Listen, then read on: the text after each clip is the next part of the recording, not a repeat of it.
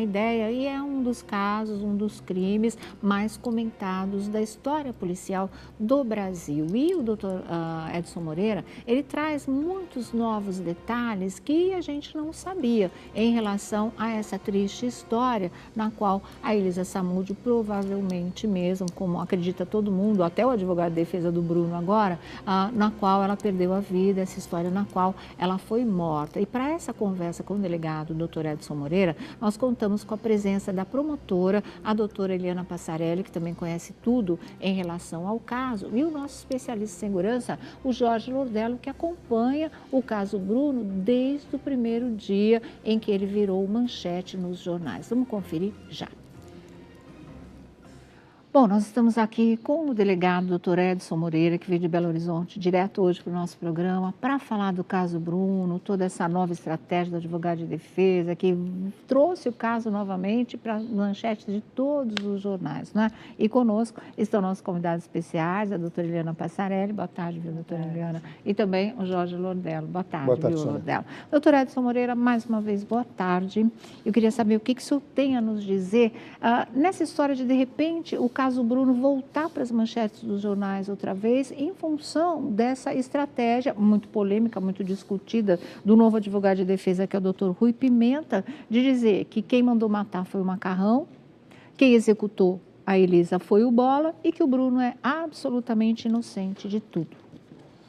O que dá para entender disso, a gente nota, primeiro que o doutor Rui é muito experiente, estratégico, ele lê os autos. Certo. Ele tem conhecimento dos autos. Esse, a gente pode falar que lê os autos. Uhum. Então, ele vislumbrou, nessa nova defesa, entendo eu, a saída, a tese dele, de defesa.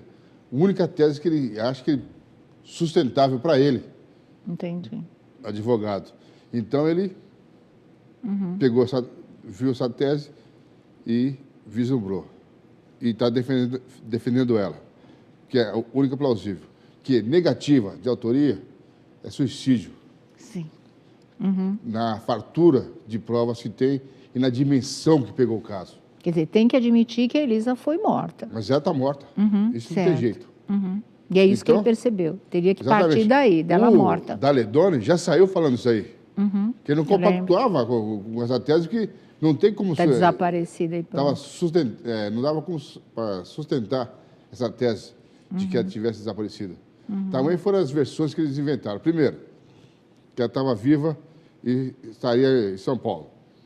Depois, disseram os defensores que ela estaria na Holanda.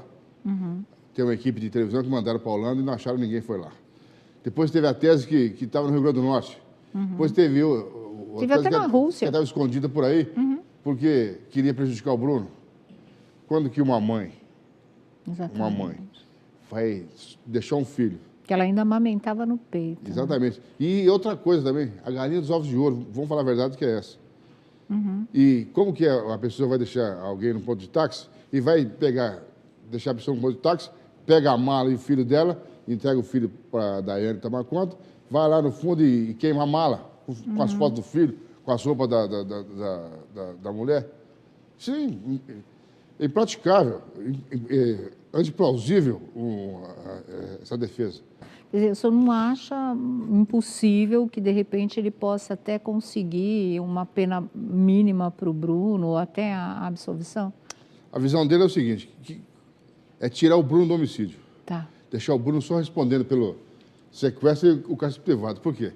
Porque tem provas que o Bruno viu ela no Rio de Janeiro com a cabeça, que levou as coronhadas com a cabeça estourada, que o Bruno também conduziu ela para Minas Gerais, juntamente com o Macarrão e o menor, certo. E a Fernanda lá para Minas Gerais. Quer dizer, então, a tese só responder pelo sequestro e o cárcere privado. E aí fica uma coisa mais fácil de se resolver do que pegar uma muito pena difícil, por o Bruno não tem homicídio, conhecimento, realmente. Tendo em vista que depois a saída, a confissão do Bruno para outras testemunhas e a queima da mala logo em seguida que voltou. É tudo muito gritante, da criança, tentando mudar o nome da criança e tudo mais. Doutora. Olha, eu acho que é uma estratégia de defesa, mas para mim é uma estratégia furada. Diante de tanta coisa que já brilhantemente o doutor Edson conseguiu apurar e que pela primeira vez eu tenho a oportunidade de parabenizá-lo, né?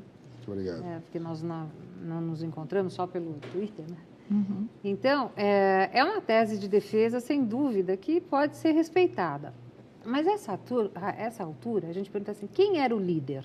Uhum. Quem tinha condições, né, de ser o líder na hora de tramar tudo? Para mim é o Bruno, era o que tinha dinheiro, era o que tinha condições de tramar essas coisas, era o que tinha mais cabeça, porque o resto são cabeças de bagre. E o motivo. Né? Uhum. E o motivo, sem dúvida alguma.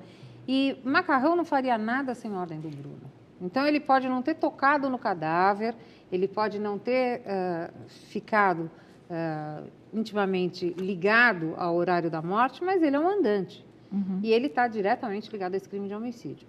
Eu acho que uma coisa que a gente tem que ver, que é muito legal agora, é que a televisão, por si, está tomando as rédeas da situação dos crimes de homicídio em relação à movimentação dos jurados. E isso eu acho que é muito bom para o jurado. Com certeza. Né? Eu que trabalhei mais de 20 anos no júri, e você percebe a ânsia do jurado em saber a verdade, a televisão tem colaborado muito. E tem proposto ao jurado o seguinte, olha, você vá fundo sim na hora da sua decisão. Por quê? Porque normalmente eles ficam com medo, e eu fui jurada. Certo. E você fica com medo de condenar um inocente.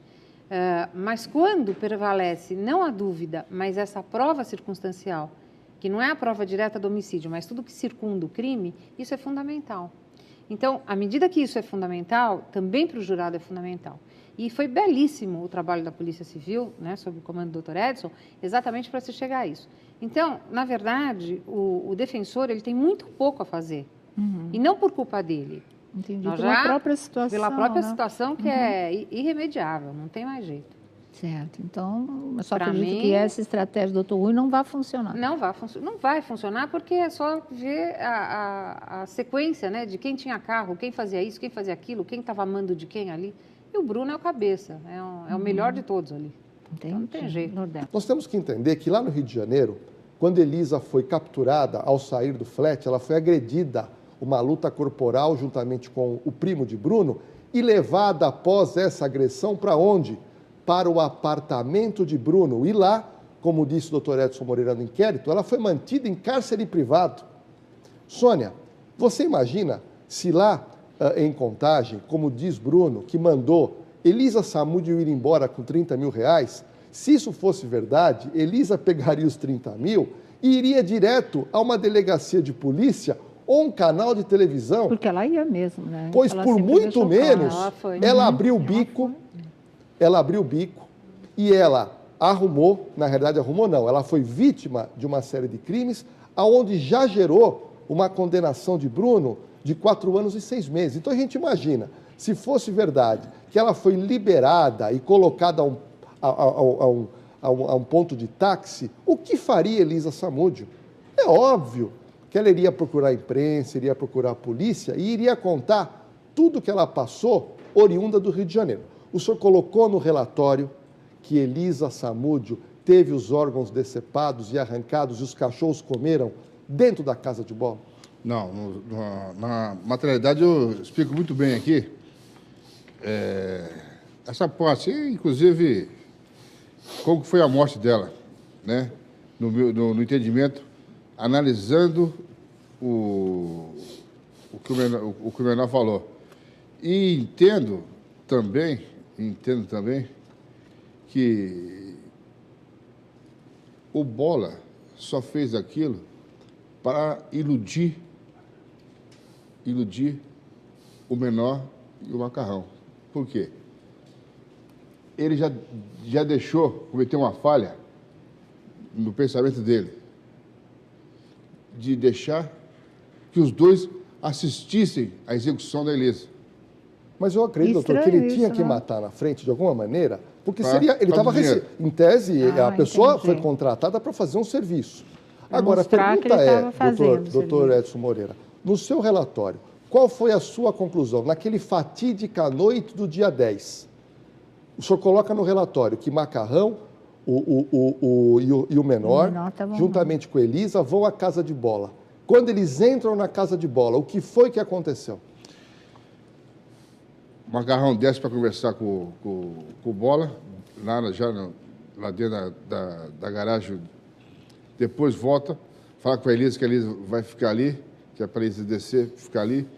Eles pegam a Elisa, o Macarrão, o menor acompanha, leva para um cômodo que fica no meio de uma construção, coloca a Elisa lá, o Bola pega as mãos da Elisa e começa a cheirar, né?